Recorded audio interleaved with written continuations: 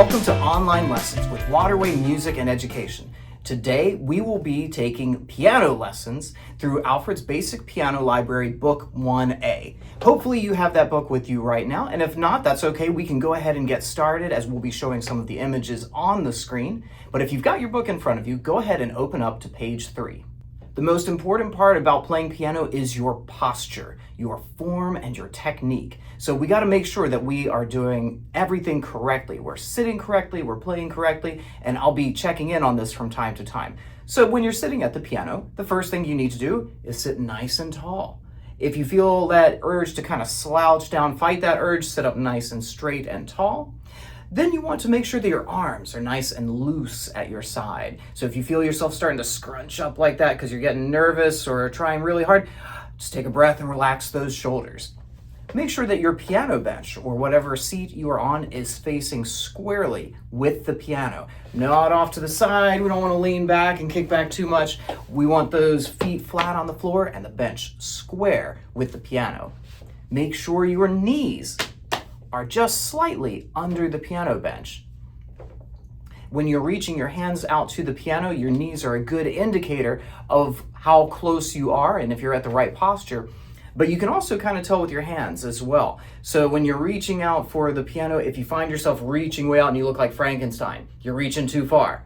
If you're up so close that your hands look like little velociraptor hands, you're too close. You want to be just right there, nice and comfortable, and your knees are a good way to gauge how close you should be to the piano. Pianos come in all different shapes and sizes, and no matter what kind you have at home, I know that you'll be able to learn to play very effectively. But let's talk about a few of those types. One of them is a digital piano, like what I'm using here. This is a Korg B2. I love this piano. You can actually buy it on our website if you're interested in a really high quality digital piano. They're lightweight, they're portable, they can fit under the bed if you need to stow them away, but they also look nice in a room as well. I strongly recommend a digital piano. If you can get yourself a real acoustic piano though, that's a good way to go. A spinet piano is just a small type of piano that would sit up against the wall. It doesn't come up much higher than about there. These are very nice, easy to move around pianos. They fit nicely in a room without taking up a lot of space. Next is what's called an upright piano. This piano is going to be very tall, probably just about as tall as your parents. And this has a really full, rich sound as the strings go up and down the back end of the piano. The last one is a grand piano. Not many of you will have a grand piano, but if you ever get the chance to play one in a church or in a hotel or community building, I strongly recommend it because they are beautiful instruments. They're fun to look at and they just sound amazing. A grand piano is a very, very large instrument, which is why not many people actually own them for themselves. Let's talk about our hands. We're of course going to use our hands primarily when playing the piano, and we need to know how to speak about them. I'll be mentioning numbers when we talk about our hands a lot, and so let's talk about our finger numbers. Everybody give me a thumbs up just like that. 2 thumbs up if you can. Your thumbs are number 1. So whenever we're talking about our fingers and our thumbs, we're always going to give them numbers. Thumb is always number 1. Number 2 is your pointer finger. Number 3 is your tall finger. Number 4 is your ring finger, and number 5 is your pinky. So let's do this all together. Let's count them out as we go. So hold up both of your hands so you can see them, and let's wiggle these fingers as we say them so that we've got really good understanding of what each one is. So first is your thumb. Wiggle those thumbs, finger number 1. Wiggle those pointer fingers, finger number 2. Wiggle your tall fingers, finger number 3. Wiggle your ring fingers, finger number 4. And wiggle your pinky fingers, finger number 5. Whenever you play piano, you want to make sure that your hands are loose and relaxed. Your fingers are curved. The best way to think about doing this is to imagine that you're holding balls or bubbles in your hands. Not too tight or you might pop those bubbles, but just nice and loose. Do that and then flip your hands over, and that is the perfect way to play. You're actually playing with the tips of your fingers, not the flat pads of your fingers.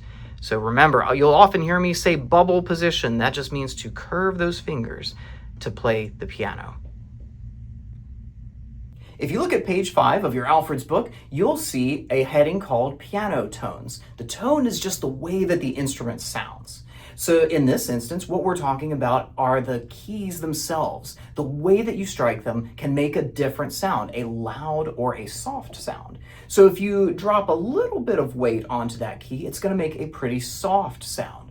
But if you put a lot of weight on that key, it's going to make a much louder sound. So let's try that together. Pick any key that you like on your piano and see if you can use your third finger to put just a little bit of weight on there, just softly at first. See how many times you can hit that key with your third finger, making each sound just a little bit louder each time, then a little bit louder, and a little bit louder. Remember that before you start playing your piece, you need to decide how loud or how soft you want that piece to sound. Let's talk about the keyboard. If you've got your piano in front of you, which hopefully you do, you'll notice that there are both white and black keys.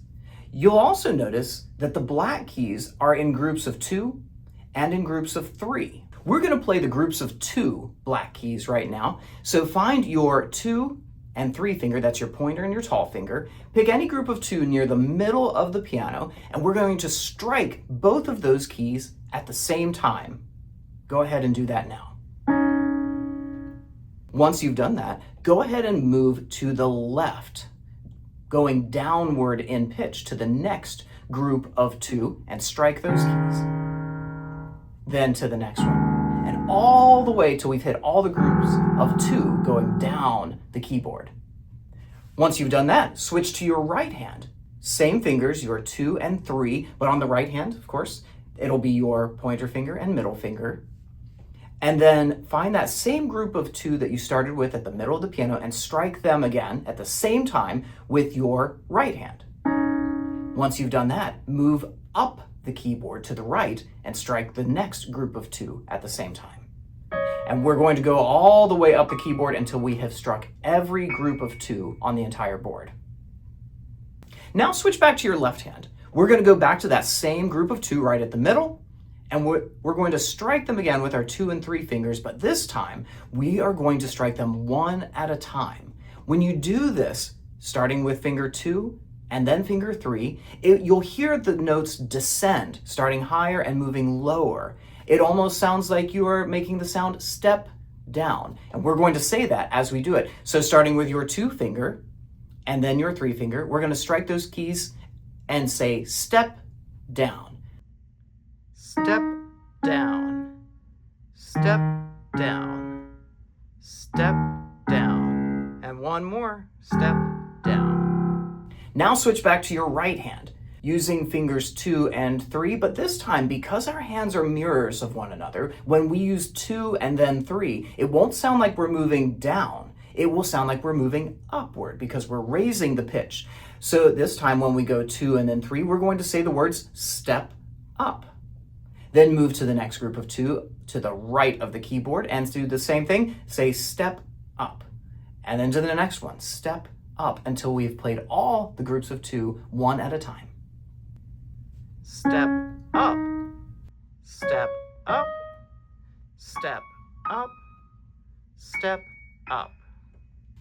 You may have noticed that I use the words high and low, pitches going high and low. The pitch is just the sound that we hear. High pitches are all the way at the right hand of the keyboard. Low pitches are all the way at the left hand of the keyboard. And so when I'm talking about up and down, I'm always referring to pitch. The high pitches and the low pitches, up and down. So we can make both high and low sounds, and we're doing that as we move our fingers up and down the keyboard.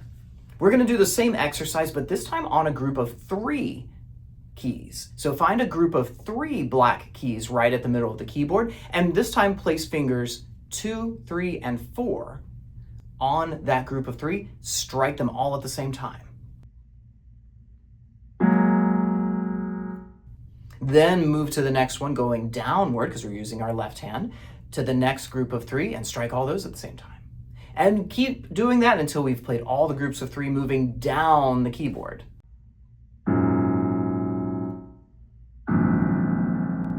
Then switch to your right hand. Same fingers, 2, 3, and 4. Find that same group of 3 right at the middle and strike them all at the same time. Then move your hand up the keyboard to the higher pitches to the next group of 3 and strike those 3 at the same time. Continue doing this until we've gone all the way up the keyboard and played all the groups of 3.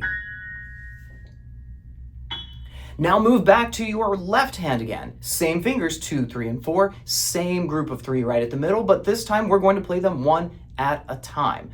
Just like we did before when we said step down, we've got 3 fingers though, so we're going to use the word stepping down. 3 words, or not, rather 3 syllables. Stepping down as we go there. So do that for me, 2, 3, and 4. And as you play them, say the words, stepping down, stepping down. Then move to the next group of 3, moving down the keyboard, stepping down, until we've played all of them, moving down. Stepping down, stepping down. Then switch to your right hand. Same group of 3, same 3 fingers, but on your right hand, 2, 3, and 4, and play stepping up, because we're moving up the keyboard. Then hop to the next group of 3, stepping up, and the next one, until we have played all of them moving upward. Stepping up, stepping up, stepping up, stepping up. And now you have played every black key on the keyboard. You now know what all of them sound like. Except there's one extra key that we did not play, and it's all the way at the very bottom of the keyboard. That last little guy is all by himself. You'll see him there. He would be part of a group of 3, but he's cut off right at the middle, so we don't get the entire group of 3. We just get the one. So just for fun, go ahead and strike that very last black key all by himself. Turn in your Alfred book to page 8, and you'll see our very first song that we're going to learn to play in just a minute. But before we play, we've got to do one final thing. We've got to talk about how we play the notes. We've talked about loud and soft, up and down, but we haven't talked yet about how long to hold each of those notes, and we've got to decide that as well. Thankfully, the music tells us exactly how to do that. If you look in the blue box at the top of page 8, you'll see a black ball with a stem on it, and this guy is called a quarter note. A quarter note is just a simple, short note, and he gets just 1 count. So whenever you strike a key, you can pick any key on the keyboard just to try it out, and you strike that key and you just say 1. We can also count our quarter notes by clapping, and we're going to practice that right now. So before we play the piano, we're actually going to clap our quarter notes. You'll see a big row of quarter notes on page 8 as well. There's 8 of them in total. You'll also notice that there's some orange letters there that say measure, showing the separation of those notes. We always play music in measures. Measures are just a way to separate the music out into easily digestible chunks. You'll notice there are 4 of these quarter notes in each measure. Whenever we count our quarter notes, we wouldn't want to count them just 1, 1, 1, 1, 1, 1, 1. You'd sound like a crazy person if you did that. So instead, we are going to count to 4. Because we're not actually counting the notes per se, we're actually counting the measure. And there are 4 of these beats in a measure. So when we count these quarter notes, you can do it just like I'm doing right now. So look at those quarter notes there. We're going to clap them and say the numbers at the same time. We'll do it like this. 1, 2, 3, 4. 1, 2, 3, 4. This may seem very simple to you, hopefully it's easy, but it's very, very important to be sure to count, to understand how to count and how to play and say these note names. We're going to be doing a lot of counting in music. So let's try it one more time. Get your clapping hands ready, and we're going to count and clap those quarter notes at the top of page 8. Ready? 1, 2, 3, 4. 1, 2, 3, 4. And now it's time to play the song Right and Left. To find middle C, the easiest way is to locate the brand name of your piano. Middle C is going to be very close to that brand name. This is a short brand name. You might have a longer one, but it's going to be the group of 2 that's closest to that brand name. Middle C is always the white key that's just to the left of that group of 2. This is middle C. See if you can find that on your piano. For the position of right and left on page 8, we find the group of 2 at middle C right here, but we're not going to play that one. We're going to play the group of 2 just beneath it and just above it. These guys right here. So let's start with the right hand. If you're looking at the song, you will see in orange letters RH fingers, meaning the right hand fingers. The stems are always facing up for the right hand. You'll also notice that above each of those quarter notes, there's a number that indicates which finger we're going to use to play. So we're going to start with finger number 2, then strike the key finger number 3 is on. And we go back to 2, and we go back to 3, back to 2, and back to 3, and one more time 2, and one more time 3. Then at the very bottom of the page, you'll see some orange letters that say LH fingers. Of course, that is left hand. We're also using fingers numbers 2 and 3. So starting with finger number 2, remember that's your pointer finger, strike that key. Then strike the key using finger number 3. And back to 2, and back to 3. Back to 2, and 3, and one more time 2, and 3. Now you'll see a double bar at the end of this piece, a thick line and a thin line. This indicates that our song is done. There's no more music after that. So congratulations, you've just played your very first song. If you enjoyed today's lesson and you're ready for some more, follow the link in the description below to purchase the entire lesson series. We go all the way through Alfred's Basic Piano Library, Book 1A. That's every lesson taught all the way through, every song so that you can hear it and see it played